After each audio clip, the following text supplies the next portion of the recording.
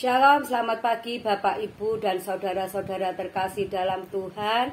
Tidak terasa bertemu lagi dengan saya Dwi Yatmi di Mimbar Gemar Online GSCA Peniel Surabaya dan GSCA Anugerah Cabang Kemendung. Pada hari ini Kamis 16 Mei 2024. Bapak Ibu yang terkasih, firman Tuhan yang akan saya bagikan pada hari ini terdapat di dalam 1 Tesalonika 3 ayat 1 sampai 13. Sungguh luar biasa, firman Tuhan ini memberkati saya dan sekaligus menegur saya. Dan saya bagikan kepada Bapak Ibu. Mari kita baca bersama-sama. 1 Tesalonika 3 ayat 1 sampai 13. Demikian bunyinya. Kamu tidak dapat tahan lagi, karena ini kami mengambil keputusan untuk tinggal seorang diri di Athena. Lalu kami mengirim Timotius, saudara yang bekerja dengan kami, untuk Allah dalam pemberitaan Injil Kristus, untuk menguatkan hatimu dan menasihatkan kamu tentang imanmu, supaya jangan ada orang yang goyang imannya karena kesusahan-kesusahan ini. Kamu sendiri tahu bahwa kita ditentukan untuk itu. Sebab juga waktu kami bersama-sama dengan kamu, telah kami katakan kepada kamu bahwa kita akan mengalami kesusahan, dan hal itu seperti kamu tahu telah terjadi. Itulah sebabnya maka aku, karena tidak dapat tahan lagi, telah mengirim dia, supaya aku tahu tentang imanmu. Karena aku khawatir kalau kamu telah dicobai oleh si penggoda, dan kalau usaha kami menjadi sia-sia. Tetapi sekarang, setelah Timotius datang kembali dari kamu dan membawa kabar yang menggembirakan tentang imanmu dan kasihmu, dan bahwa kamu selalu menaruh kenang-kenangan yang baik akan kami dan ingin untuk berjumpa dengan kami, seperti kami juga ingin untuk berjumpa dengan kamu. Maka kami juga, saudara-saudara, dalam segala kesesakan dan kesukaran, kami menjadi terhibur oleh kamu dan oleh imanmu. Sekarang kamu hidup kembali, asal saja kamu teguh berdiri di dalam Tuhan. Sebab ucapan syukur apakah yang dapat kami persembahkan kepada Allah atas segala sukacita yang kami peroleh karena kamu di hadapan Allah kita? Siang malam kami berdoa, sungguh-sungguh supaya kita bertemu muka dengan muka dan menambahkan apa yang masih kurang pada iman. Kiranya Dia, Allah dan Bapa kita dan Yesus Tuhan kita membukakan kami jalan kepadamu. Dan kiranya Tuhan menjadikan kamu bertambah-tambah dan berkelimpahan dalam kasih seorang terhadap yang lain, dan terhadap semua orang sama seperti kami juga mengasihi kamu. Kiranya Dia menguatkan hatimu supaya tak bercacat dan kudus di hadapan Allah dan Bapa kita pada waktu kedatangan Yesus Tuhan kita dengan semua orang kudusnya. Amin. Puji Tuhan. Bapak Ibu yang terkasih, firman Tuhan pagi ini itu yang menegur saya dan menguatkan saya itu di ayat yang ke-12 yang berbunyi, dan kiranya Tuhan itu menjadikan kamu bertambah-tambah dan berkelimpahan dalam kasih seorang terhadap yang lain dan terhadap semua orang, sama seperti kami juga mengasihi kamu. Bapak, Ibu, dan saudara-saudara terkasih, firman Tuhan pagi ini itu saya beri judul bertumbuh dalam kasih. Dalam 1 Tesalonika 3 ayat 12, bertambah-tambah dan berkelimpahan itu sinonim. Idenya satu, yakni orang-orang percaya di Tesalonika bukan hanya meningkatkan kebajikan paling terkemuka, yaitu kasih sebagai bukti lahiriah dari iman yang ada di dalam diri mereka, tetapi juga sampai berlimpah-limpah. Bapak, Ibu, dan saudara-saudara terkasih, kasih Tuhan itu bertumbuh di dalam hati kita dan terjadi begitu saja. Pertumbuhannya menuntut usaha dari pihak kita.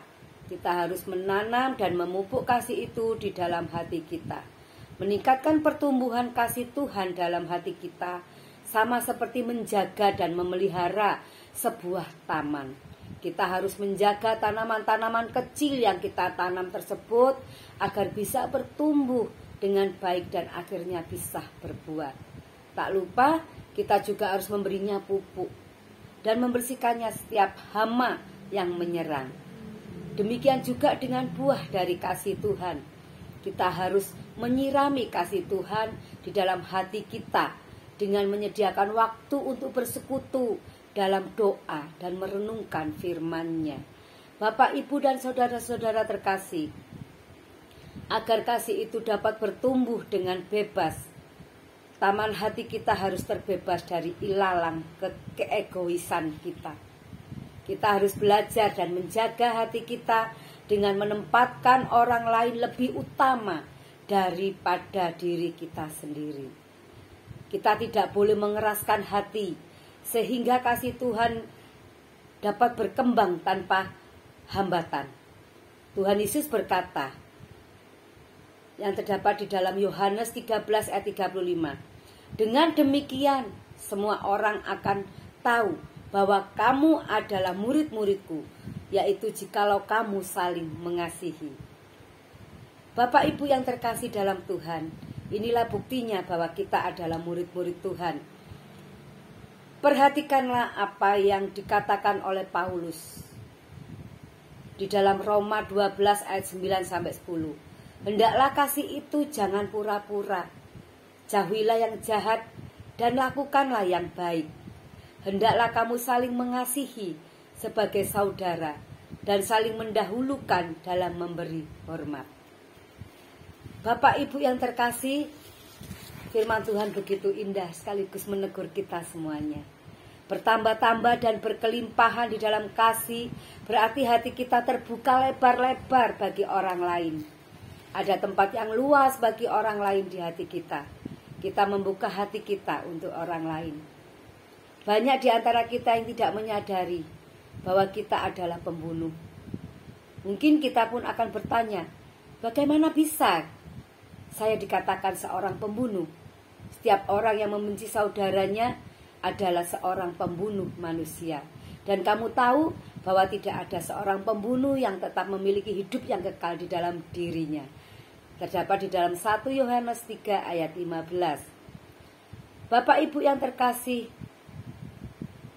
mari kita sama-sama belajar dari Tuhan Yesus Kristus.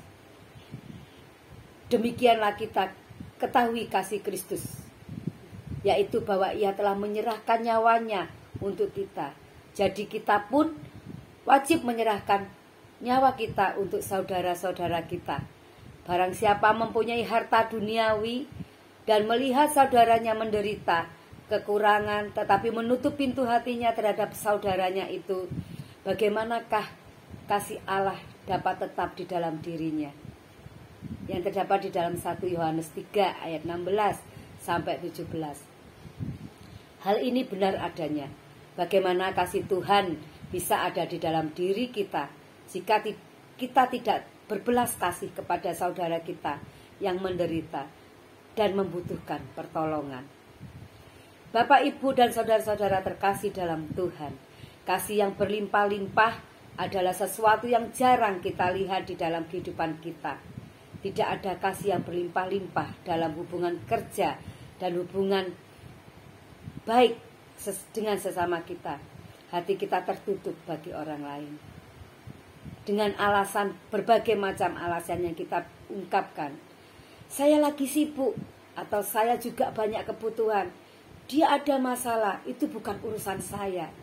Saya juga punya masalah, saya tidak mau memikirkan dia, apalagi mendoakan dia. Itu artinya hati kita tertutup bagi dia dan tidak berlimpah-limpah di dalam kasih. Ini teguran bagi saya dan sekaligus pelajaran bagi saya. Sekalipun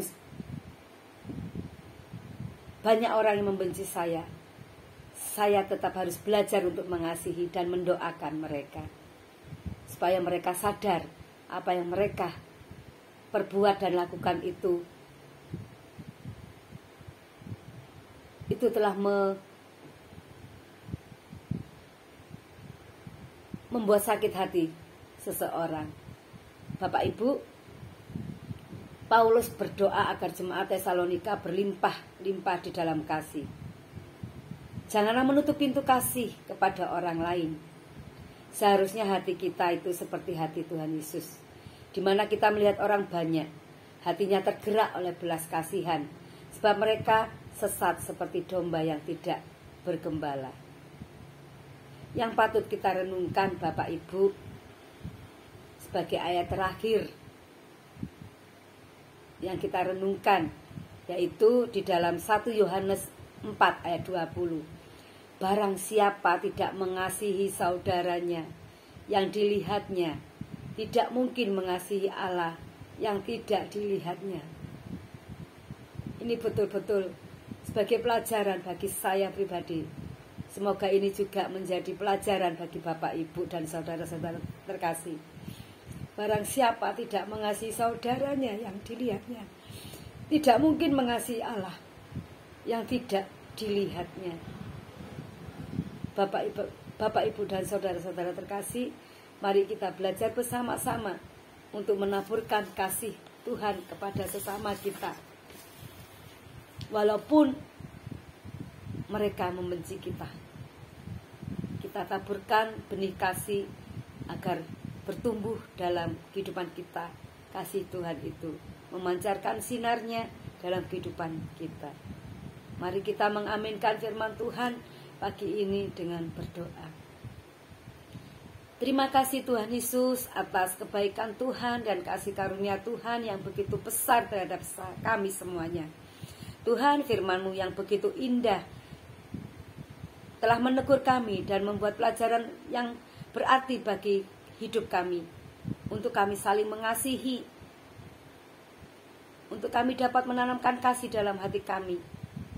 Kami mengasihi sesama kami mengasihi musuh-musuh kami mendoakan yang terbaik bagi mereka. Tuhan, ajarkan itu semua kepada kami. Kami percaya Tuhan,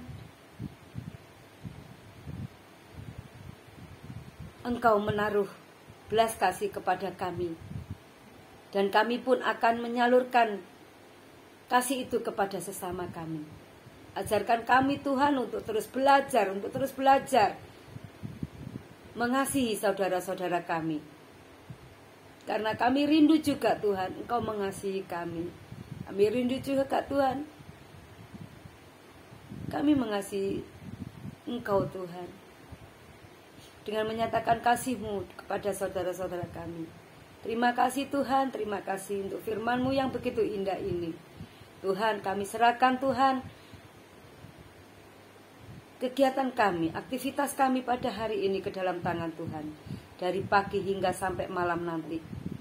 Biarlah Tuhan, apa yang telah kami lakukan hari ini, telah kami perbuat dan telah kami katakan, menjadikan berkat bagi orang lain yang mendengarkan. Terima kasih Tuhan. Hanya di dalam nama Yesus kami berdoa dan mengucap syukur. Haleluya. Amin. Terima kasih Bapak Ibu. Shalom. Selamat pagi. Salam bergemar. Tuhan Yesus memberkati.